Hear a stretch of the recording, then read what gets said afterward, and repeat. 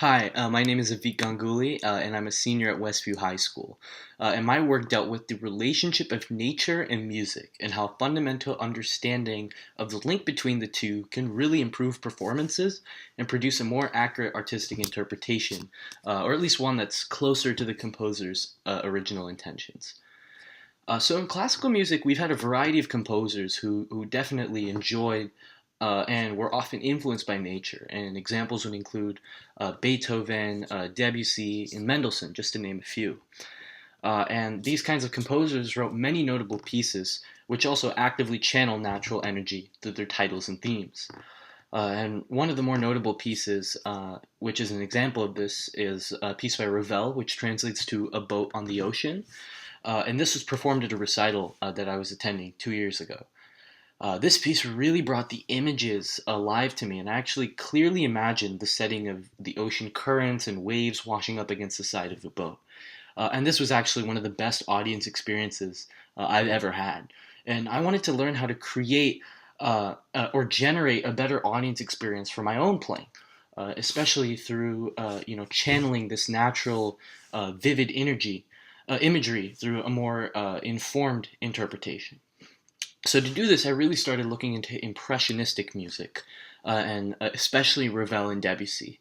And what I found was a deep desire for these composers to attempt to describe a part of nature with their pieces. And obviously, a large number of impressionistic works very accurately capture the motion and the fluidity that water has. However, what I found a little bit less familiar or less widely known was the fact that composers from even prior periods, dating as far back as the Baroque, Classic, and Romantic periods, had similarly tried to encapsulate pieces of the natural world in their art. And this was something that I hadn't really intuitively considered.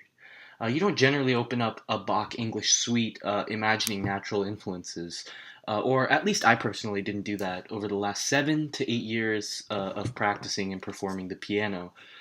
So this was kind of a theory I had where I was thinking, there are these natural influences present, but to what degree are they present, and how can we bring them out to improve our interpretations of these works? So I actively continued my research and found that there's actually a variety of subtle natural influences that can be found in even the most precise and rhythmic sonata in periods like the Baroque and late Classical period. And in order to fully illustrate this theory that I had, or to demonstrate that it was real, I decided to tackle three pieces with differing levels of natural influences. As we all know, not all pieces derive the same amount of thematic material from nature. A Haydn sonata is not going to have the same amount of natural influence as a Debussy or Ravel piece. So the three pieces I selected, I started with the most natural influence, which was Debussy's Reflet dans l'eau, which is a piece highly influenced by the natural world. After all, the title literally means reflections in the water. For my second two pieces, I wanted to do pieces that still had some vestiges of natural imagery and natural influence, but not to the same degree as the impressionistic work. So I chose the classic Winter Wind Etude by Frédéric Chopin and Haydn's Sonata in E flat, number 62, which was the last Haydn sonata ever written, and the time it was written was essentially late classic, arguably early romantic, when the periods were switching. So over the next 2 years, I would very carefully research these works, how they were written, the lives and experiences of their composers, and potential natural influences within the works of the composers, and obviously these specific pieces as I prepared my own interpretation. So, completing this project was definitely one of the highlights of my high school experience. Working on the Debussy really helped me develop a lightness in my touch, even while playing very fast scales without the help of the soft pedal in most cases. The Chopin Etude really developed my right hand technique, which I needed to use a lot of rotation for to bring out the chromatic figuration that's present in the right hand. But at the same time, there was also the issue of left hand voicing because the melody is actually in the left hand in the thumb note. So I needed to make sure that that was still very clearly heard despite all the notes that are coming from the right hand and the pedal carrying this immense amount of sound from the upper register. So kind of that balance was definitely something that I improved upon. And the Haydn Sonata was really a great way for me to work with rapidly changing dynamic levels, kind of similar to Beethoven. In this sonata, Haydn will have a large crescendo, and suddenly the volume drops, and it's a subito piano. And likewise, he starts from a piano and gradually, and sometimes gradually, sometimes very rapidly, builds it up to a forte or fortissimo. So, kind of switching between these extremes in the dynamic range, while remembering that this is, of course, a late classical sonata, was something that I thought really expanded my horizons as a performer.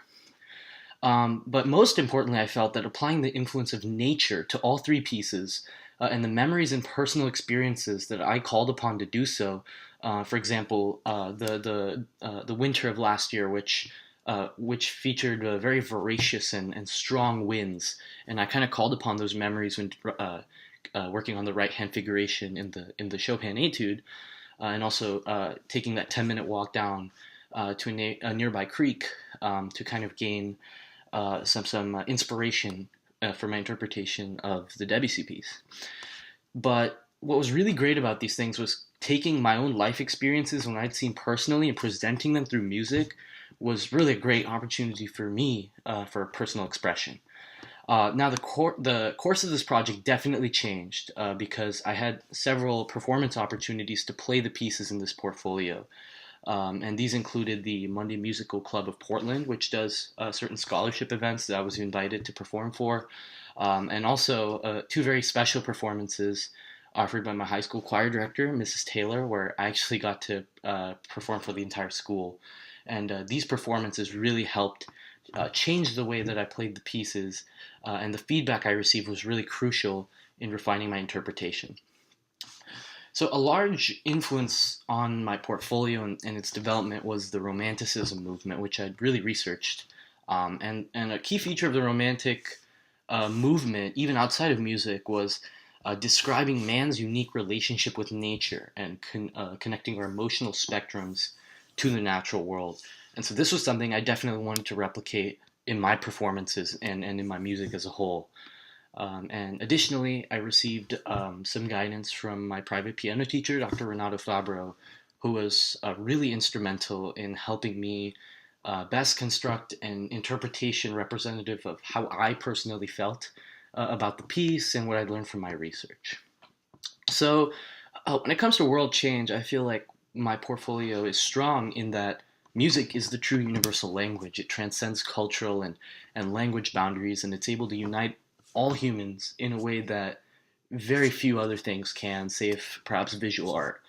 So, developing a true emotional connection between performer and listener was what I was really going for here, especially having heard that Ravel piece that made such an impression on me 2 years ago.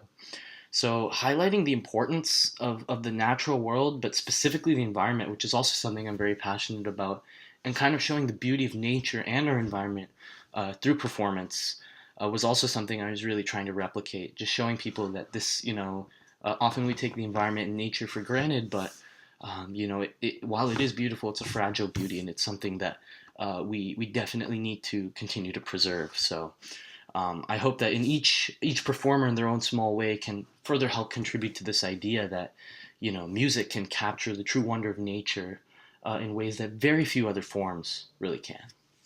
So ultimately, I feel like this project or this portfolio can better help performers understand the interrelatedness of music and nature, and knowing when they can use it as a powerful tool in constructing and developing their interpretation of pieces, while also conveying these strong images of the environment and its beauty.